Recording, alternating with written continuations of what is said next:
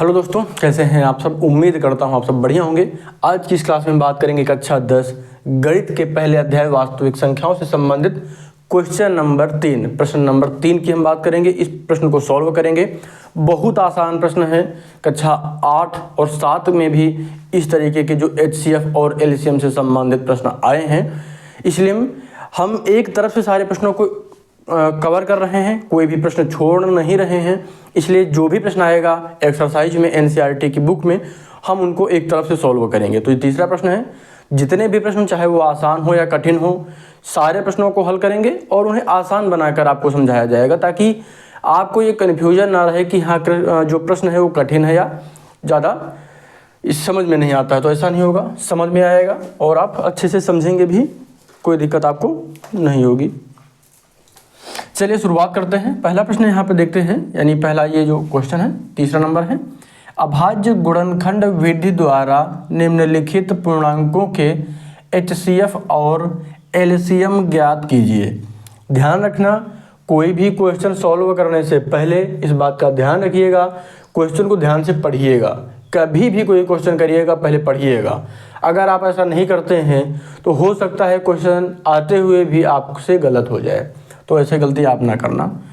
यहाँ पे है क्वेश्चन क्या है, 12, 15 और 21 का हमको HCF और LCM बताना है। तो कर लेते हैं। तो यहाँ पे क्या लिखेंगे, 12, 15 और 21 इसी का निकालना है ना। तो इसको हम क्या करते हैं, सॉल्व कर लेते हैं। इसको दो तरीके से हम कर सकते हैं। इसको हम दो तरीके से कर सकते हैं। क्या कर सकते हैं, गुणनखंड विधि द्वारा और भाग विधि द्वारा। हम इसको कैसे करेंगे, गुणनखंड विधि द्वारा। तो 12 का गुणनखंड क्या होगा, 2 गुणे 2 गुणे 3, 2 दूनी 4 3 12। आप चाहें तो इसको मल्टीप्लाई करके भी हमेशा चेक कर लेना। इससे क्या होगा कि अगर कहीं पर कोई मिस्टेक हो रही होगी तो उसी समय क्लियर हो जाएगा और पूरा जो सवाल लगाने में समय जाएगा वो आपका समय बच जाएगा। इसके बाद 15 को हम कर लेते हैं गुणनखंड। यहाँ पे 2 से नहीं कटेगा, यहाँ पे क्या हो जाएगा, 3 गुणे 5। और इसके बाद जब 21 का करेंगे तो क्या होगा, 7 गुणे 3, सॉरी 3 गुणे 7 कर दीजिए। छोटी संख्या को पहले हमेशा लिखिएगा। क्लियर हो गया, ये हमारे गुणनखंड हो गए। गुणनखंड कैसे करते हैं मैंने कई बार आप सभी को बताया है। अब यहाँ पे क्या करेंगे, तो हम यहाँ पे पहले लिखते हैं HCF यानी हाईएस्ट कॉमन फैक्टर। तो यहाँ पर गौर करिए, यहाँ पे 2 है लेकिन यहाँ पे कहीं पे 2 नहीं तो 2 कैंसिल हो गए। यहाँ पे 3 है, यहाँ पे भी 3 है, यहाँ पे भी 3 है। तो हमारा HCF क्या हो गया, 3 हो गया। HCF वह संख्या होती है जो तीनों में हो, यानी HCF की जब आप परिभाषा देखेंगे तो वहाँ पे कहा क्या जा रहा है, HCF यानी महत्तम समापवर्तक वह बड़ी से बड़ी संख्या होती है जो दी गई सभी संख्याओं को पूरी तरीके से विभाजित कर दे। जब हम 3 से 12 को विभाजित करेंगे तो 4 बार में पूरा कट जाएगा। जब हम 15 को 3 से विभाजित करेंगे तो 5 बार में पूरा कट जाएगा। 5 बार में पूरा कट जाएगा 3 से। और जब हम 7 से यानी 3 से 21 को विभाजित करेंगे तो 7 बार में 21 पूरी तरीके से कट जाएगा। क्लियर हो गया। अब हम इसका क्या निकाल लेते हैं, LCM यानी लोएस्ट कॉमन मल्टीपल, है ना। कहीं कहीं पर लीस्ट कॉमन मल्टीपल भी लिखा हुआ मिलेगा, तो कंफ्यूज मत होना। यहाँ पर हम क्या करेंगे, LCM निकालने के लिए हमको क्या करना है, पहले जो दी गई संख्याएं हैं वो लिखेंगे। इसमें क्या होता है, छोड़ना नहीं रहता कुछ भी। तो यहाँ पे करेंगे, पहले 2 लिखेंगे, गुणे 2 गुणे 3 गुणे 5 गुणे 7। ये कैसे किया, देखो ये 2 है ना, तो 2 हमने लिखा 2 बार, 3 है कॉमन तो 3 को एक बार लिखा, 5 है फिर 7 है। जो कॉमन है उसको लिखना, उसके बाद जो जितनी भी संख्याएं बच रही सबको लिख देना। यही करना, एकदम आसान भाषा में समझे तो। इसे क्या करेंगे, 2 दूनी 4, 4 3 12, 12 पंचे 7। और 7 का जब 7 से मल्टीप्लाई करेंगे तो 7 6 कितना होता है, 42। 0 ऐड हो जाएगा, कितना आ जाएगा, 420। ये हमारा क्या हो जाएगा, तो ये हमारा LCM हो जाएगा, LCM। अब तो यहाँ पे कोई कन्फ्यूजन नहीं है ना। देखिए मैं एक एक चीज़ को एक एक क्वेश्चन इसीलिए पॉइंट टू पॉइंट समझा रहा हूँ, ताकि कुछ भी आपको ऐसा ना लगे कि नहीं ये तो हमें समझ में नहीं आ रहा, ये कठिन है ना। एक एक पॉइंट मैं समझा रहा हूँ, इसीलिए बिल्कुल आसान है ये प्रश्न भी। दूसरा प्रश्न करते हैं। यहाँ पे गौर करिएगा 17, 23 और 29 ये तीनों संख्याएं अभाज्य हैं, है ना। तो यहाँ पे क्या करेंगे, 17 का जब मल्टीप्लाई करेंगे तो 1 × 17 होगा, सॉरी मल्टीप्लाई नहीं रहेगा यहाँ पे क्या हो जाएगा, 23 को जब करेंगे तो 1 × 23 हो जाएगा, और जब हम 29 को करेंगे तो 1 × 29 हो जाएगा। क्लियर है ना। अब यहाँ पर गौर करेंगे तो जो हमारा HCF होगा, क्या होगा HCF, तो वो 1 हो जाएगा, है ना, 1 होगा HCF, क्योंकि किसी भी अभाज्य संख्या जो होती है, अभाज्य संख्या की परिभाषा क्या होती है, कोई भी ऐसी संख्या जो एक और स्वयं के अतिरिक्त विभाजित ना हो, अन्य किसी संख्या से विभाजित ना हो पूर्णतया, है ना। क्योंकि अगर हम 29 को 2 से भाग करेंगे तो कई बार तो भाग जाएगा लेकिन शेष बच जाएगा, तो पूर्णतः विभाजित नहीं हो रही है ना।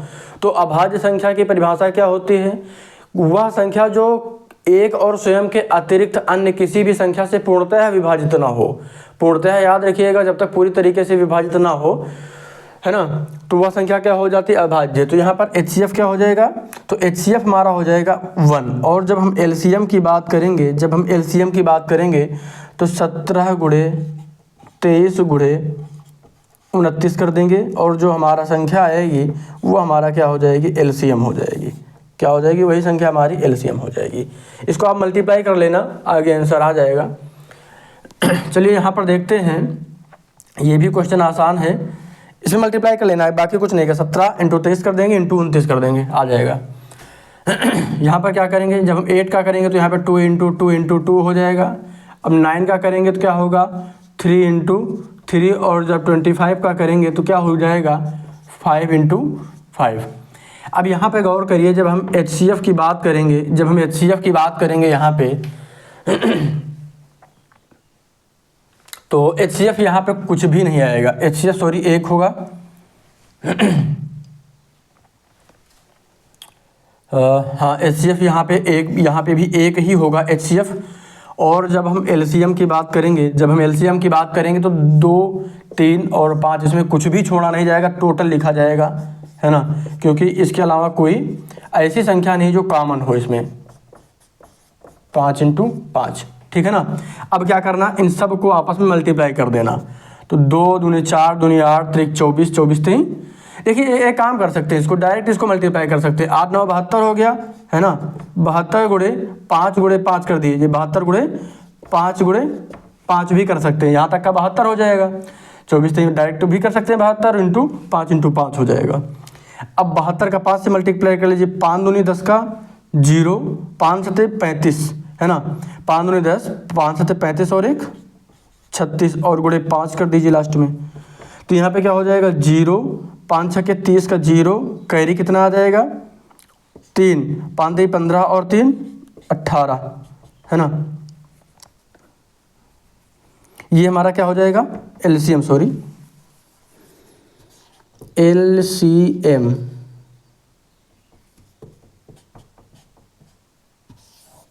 ये हमारा क्या हो जाएगा, LCM हो जाएगा, ये हमारा आंसर हो जाएगा। बिल्कुल आसान है, कोई दिक्कत तो नहीं है। इसको भी आप कर लीजिएगा, आप चाहें तो इसको हम करवा भी सकते हैं। चलिए इसको किए दे रहे हैं। पहले हम क्या करते हैं, × 17 कर देंगे तो कितना आ जाएगा, 7 3 21 का 1, कैरी आया 2, 7 दूनी 14 और 2 16, × 1 से करेंगे तो 3 और 2 हो जाएगा, और इसको जोड़ दीजिए बस, 1 9 और 3 हो जाएगा। अब इसको 29 से मल्टीप्लाई कर दीजिए, 9 हो जाएगा। 9 टाइम मल्टीप्लाई करेंगे तो क्या होगा, 9 9 81 का 1, कैरी आया 8, 9 3 27 और 8 कितना हो जाएगा, 35। जब 2 से करेंगे तो 2 1 कम 2, 2 1 कम 2, और 2 9 18 का 8, कैरी आया 1, 2 3 6 और 1 7। ठीक, कोई दिक्कत तो नहीं। यहाँ पे आ जाएगा 9 3, सॉरी यहाँ पे 2 और 1 3, 5 और 3 सॉरी 8 और 5 13 का 3, कैरी आया 1। यहाँ पे क्या हो जाएगा, 7 और 3 10, 10 और 1 11, कितना आ जाएगा, 11,339, है ना। इसको आप डिलीट कर दीजिएगा, मिटा दीजिएगा।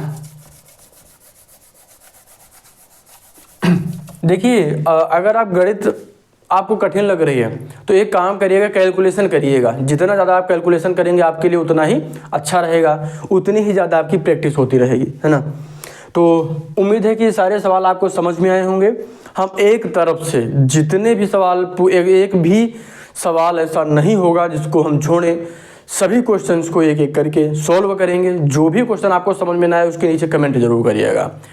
अपनी तैयारी को बेहतर बनाइएगा, हमारे साथ जुड़े रहिएगा। बाकी हम आपकी तैयारी को जरूर बेहतर बनाएंगे। कुछ भी डाउट होता है तो बेझिझक कमेंट करिएगा। अभी हम एक्सरसाइज पहले यानी अभ्यास जो 1 है उसी अभ्यास 1 में है, उसके अलावा लगातार हम क्वेश्चंस को सॉल्व करेंगे। जुड़े जरूर रहिएगा और सब्सक्राइब करके कमेंट करिएगा। धन्यवाद।